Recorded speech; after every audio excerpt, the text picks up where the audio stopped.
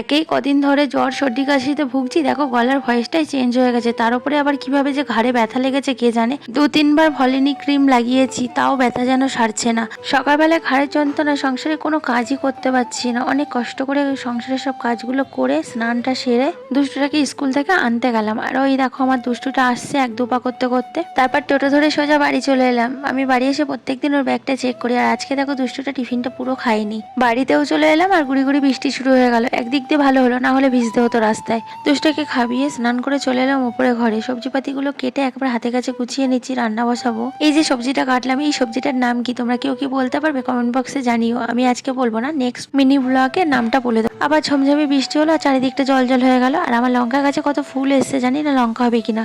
তো রান্না বান্না সেরে নিয়ে তারপর দুষ্টকে খাবিয়ে নিলাম, তারপর আমিও খেয়ে নিলাম। চলো ভিডিওটা এখানে শেষ করছি। ভালো লাগলে লাইক করো আর কমেন্টস করে জানিও কেমন লাগলো। চ্যানেলটা সাবস্ক্রাইব করে আমার পাশে থেকো। সবাই ভালো থেকো, টাটা।